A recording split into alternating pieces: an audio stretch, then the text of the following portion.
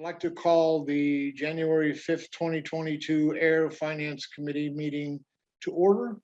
Welcome, everyone. Happy New Year to you all. Robert, would you read the warning, please? Sure. I bet you can do it with your eyes closed. We're getting there. Due to the ongoing COVID-19 pandemic, in accordance with Chapter 20 of the Acts of 2021, suspending certain provisions of the open meeting law, public bodies otherwise governed by the OML are temporarily relieved from the requirement that meetings be held in public places, open and physically accessible to the public, so long as measures are taken to ensure public access to the body's deliberations through adequate alternative means. This meeting will be live on Zoom. The public may participate remotely by joining Zoom meeting ID number 860-8777-1519 or by calling 929-205-6099. For additional information about remote participation, please contact Carly Antonellis, Assistant Town Manager at atm@ayer.ma.us or 978-772-8220, extension 100, prior to the meeting. Thank you, Robert. The agenda is not posted on the, well, it is posted on the website, but we don't have it on the screen. Are we going to just do without it today? Sure. I think everybody's seen it. Chief, have you seen the agenda for today? You're muted, but that's okay. I'm assuming you're going to say yes. I can pop the agenda up if you'd like. Oh, okay. I guess, Mr. Chair, Cindy can pop it up. Okay, why don't you? And then we'll have everybody look at it and see if there's any issues with the agenda before we get started. Okay, Thank you, Cindy. got it? Got it. Okay. Everybody see it? Yes. Are there any comments before we approve the agenda for the day? I'll entertain a motion to approve the agenda. I make a motion, we approve the agenda for the FinCom committee meeting on the 5th of January, 2022. I'll second that. Okay, motion made and seconded. Any discussion? No discussion, motion approved. Good. The first thing that we want to do on the agenda is approve or discuss the approval of a request for transferring of funds to support the payment of the chief's car, a new one. I believe it's 76,000 and change. Is that right, Robert? Yes, $76,701. Okay. Is there any discussion about this? Mr. Chairman. Yes, Robert. I'll just, for the full committee's benefit, just give a brief overview. The RFT before the Finance Committee is seeking $76,701 for the police chief cruiser replacement to be transferred to account number 01210-58590. The present balance in the budget is $50,892, and this funding is for our general annual cruiser replacement. We replace a vehicle every year. This request for the $76,701 is specifically for the police chief's vehicle. This is extraordinary and or unforeseen, as the vehicle has been experiencing costly mechanical failures much faster than expected. And Chief Gill, through the chair, can explain that in more detail. But the original plan for the town was to have this go through the capital planning process, which would be the normal plan. And the chief and I had hoped that the vehicle would last longer. Well, since the beginning of the capital process, things have deteriorated significantly. And frankly, the chief of police must have a reliable, safe vehicle as the head of the department. The other issue that is compounding this, and we're seeing this across the town on all vehicles, is since the COVID-19 pandemic, there have been significant supply chain delays and supply delays specifically with vehicles. So some of the vehicles that were approved last year through the capital process and so forth have been ordered but have not arrived yet, that are still on delay. So one of the other concerns, a secondary concern, is if this went through the capital planning process, the funding to order it wouldn't be available till after the town meeting, which is in April 25th of this year. And so to conclude, we're looking for a reserve fund, so we can get moving on replacing this vehicle for the chief, and secondly, to try to get ahead of some of these supply chain delays. Finally, the select board did approve the RFP on December 7th at a 3-0 vote. And so, Mr. Chair, that's just an overview for everyone's benefit. And obviously through you, Chief Gill is here tonight to speak to any of the specifics about the vehicle. Thank you. Thank you, Robert. Mark or Lou, have you got any comments? I don't have any comments or questions. No, sir. Chief Gill, I have a question, I guess, or a request of education. The cost of that vehicle seems relatively high to me. I actually do have a retired police officer in my family, so I'm familiar with how the police work, at least on the right side of the law. But could you educate me on why that vehicle is so expensive? Yeah, absolutely. And it's the price that you see here isn't just the car. This is also in the lights that go into it and the storage components that go into the back of it. So there are certain things that are kept in the back of the vehicle that need a storage kind of system. This is going to have a system in place to, if we need to lock up and secure any type of firearms and other items like that. So it's the breakdown of the vehicle. It's probably just shy of 56,000, and then the rest is upfitting the vehicle to a police package. Chief, as I understand, there's also significant communications equipment included. Correct. Yeah, there'll be there's communications equipment that go into the back of it. The vehicle turns into a command post in larger scenarios where we can operate out of the back of it to run scenes, much like the fire department does. Chief, what's your best guess as to the length of time that this vehicle could be in service? And then once it runs through its useful life, what happens to that vehicle? There's a lot of what ifs in that question. The vehicles, it all depends on their driving, how they're driven. I live in town, so the vehicle isn't going to be driven a whole lot of miles. It's going to be stuff to get around town. Whereas if it was going back and forth a great distance, 20-30 miles, we're just using that number, you'd put a lot more wear and tear on the car.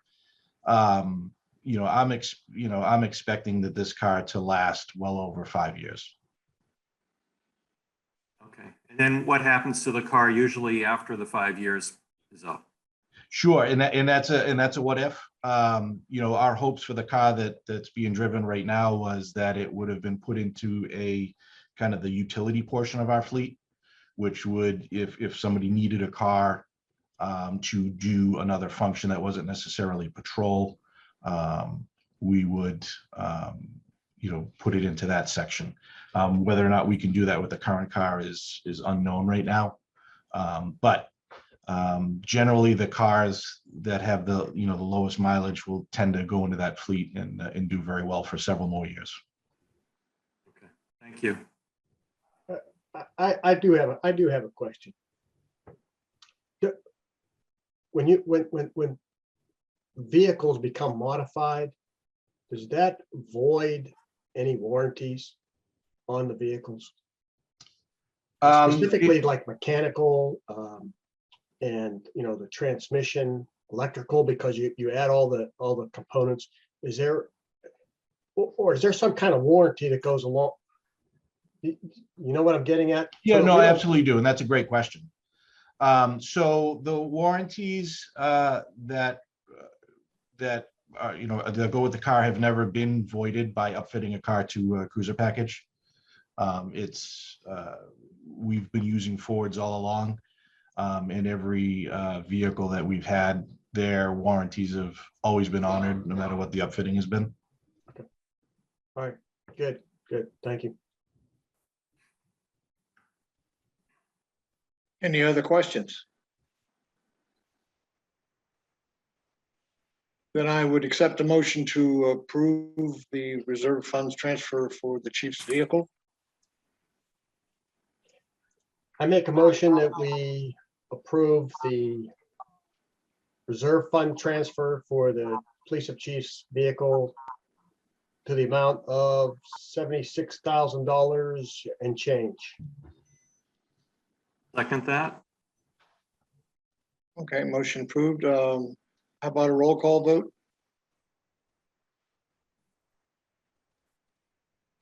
Aye.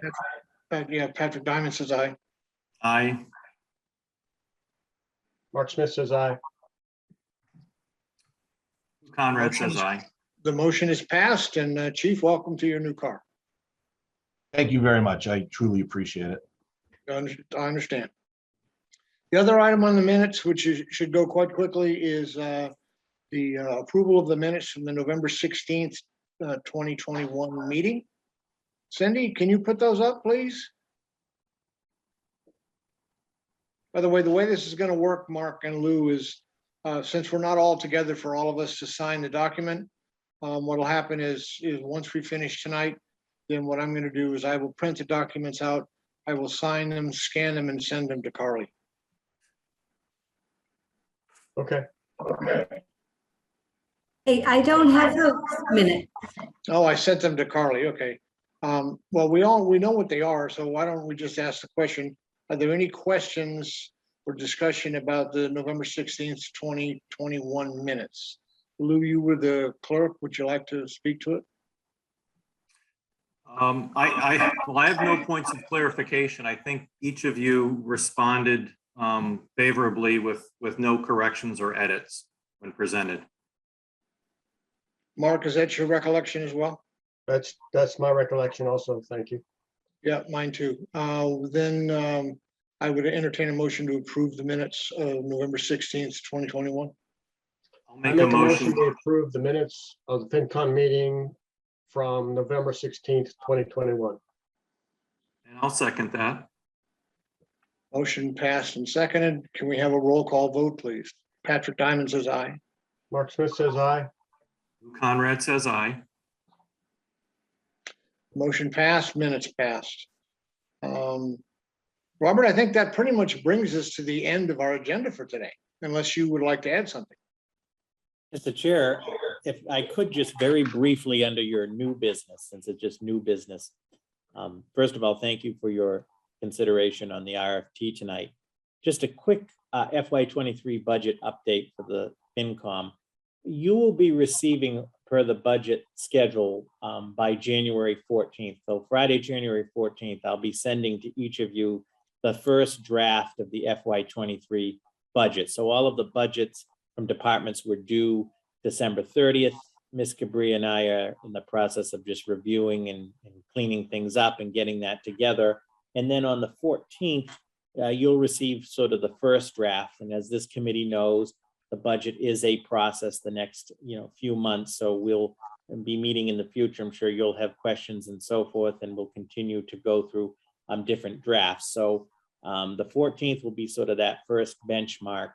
Also on the 26th of January, Wednesday, the 26th at 6 p.m. will be our first public budget forum, which is a joint meeting of the FinCom and the Select Board. Ms. Cabri and I will give a general overview presentation of the major issues of the FY23 budget. Then it'll open up to any questions that the FinCom Select Board may have. It's mandatory for all town departments to be there. So if folks have specific questions for departments or specific questions on departmental budgets, we'll have everybody there. And then they'll open it to the public for any initial comments. So just wanted to share that with you as an update as to where we are in the process. The last piece is Ms. Gabri is going to be formally retiring on January 18th, but she's not leaving us entirely yet. She'll be staying on board in a limited capacity on specific aspects of the budget and the funding components for town meeting. And I hope to have an update for you shortly on the hiring process for her replacement. And then I just think the last thing, Mr. Chair, I look forward to working with you and the committee and the moderator. I think we need to find, we appreciate the three of you, but we're down to three, to find a couple members to join you, as it's a 5-member committee. So hopefully we can get some folks in this new year.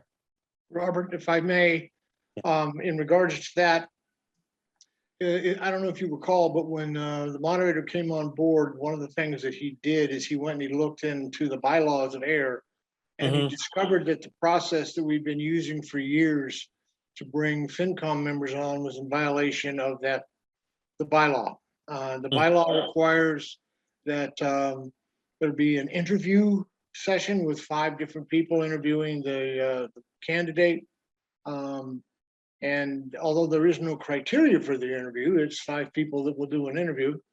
And I think that's going to greatly encumber getting people to want to be a participant of this. And I'm wondering if it might be appropriate to try and do a bylaws change to put it back to the way it used to be, which I think worked quite well. I think the committee we have today, I know Lou and Mark are just wonderful members, and it's been a joy to have them. Something to think about. Yeah, let's discuss further. I think we're all in agreement that we definitely want to have a full committee, and we're grateful for the 3 of you, of course, but noted. So let's discuss further. And I guess finally, perhaps maybe after the 14th, so when you get the budget, I'd be happy to, at your next meeting or at a meeting that works for the committee, would be happy to come to discuss the FY23 budget in more detail. So that offer always stands. Maybe it makes sense. It probably makes sense for you to at least get some information. So maybe sometime after the 14th. Okay. I did respond to your email today, and the Thank you. $500 is fine. Thank you. Yeah. Do I All right. need to sign that form like I have the last few years? Because I didn't get a form. No, you're good. Your email is sufficient. Thank you. Okay, good. So Yeah. guys, that means we're going to have a $500 budget again. So don't waste it all. I have, you know, to Pat's point, in my day job, I manage contracts, and my contracts, we have requirements of people that we hire. And I am, I guess, fortunate on one hand that I do not have to interview anybody. If I get a resume and the resume meets the requirements of the position, I can hire that person. So I'm all for changing the bylaws, but if we had just minimal requirements, and that's the other problem that I have, is if the requirements are too specific, then I never get a person that meets all the qualifications. So with that said, you know, if we wanted to change it to have some type of minimal requirements, that may help. That will, to some extent, restrict the population of the individuals that you can have on the board, but it will also then give you, if they have to give you a resume, you know, whatever it is, a high school diploma, a bachelor's degree, you worked in business for whatever, how many years, 5 years, whatever, that might be okay. Yeah, I think points for a future meeting for us to discuss. So definitely on the radar. Yep. Yeah, not to be done today, just, I think it's something that's a topic that should be worked out and come up with a solution that's certainly more viable than we have today. And one final date, Mr. Chair, just so you mark your calendars, I know I sent an email and then on February 8th, which is a Tuesday at 6, this will be on Zoom. The superintendent of schools and the school committee for the Ayer Shirley Regional School District will present the FY23 budget. And that's also a joint meeting of your committee and the select board. So once we get some more information, I'll get that to you, specifically the budget. There is a new superintendent of schools, Dr. Adam Renda, who started this fall. So again, just something to put on your radar. That's February 8th at 6. And then we have January 26th before that will be the joint meeting on the budget. And the 14th too as well, right? And the 14th, you'll be getting the budget from me that Friday. Will you require a quorum for all of those meetings from FinCom? For the 26th and the 8th, I don't believe you'll be taking any action. So obviously, if there wasn't a quorum, I think we would be okay. So there'd be no All right. votes. Okay, all right. So that's That just my brings, update. Thank you. well, thank you, Robert. Appreciate it. You're always welcomed and you always have something very worthwhile to share with us. That brings us to the end of the agenda. I would accept a motion to close the meeting. I make a motion that we adjourn the meeting of the FinCom on January 5th, 2022 at 5:25 PM. Second that. Kind of a voice vote. Patrick Diamond agrees, says yes. Mark Smith says yes. Lou Conrad says yes. Robert, meeting adjourned. Lou, Mark, thank you very much, guys. We'll talk to you again soon.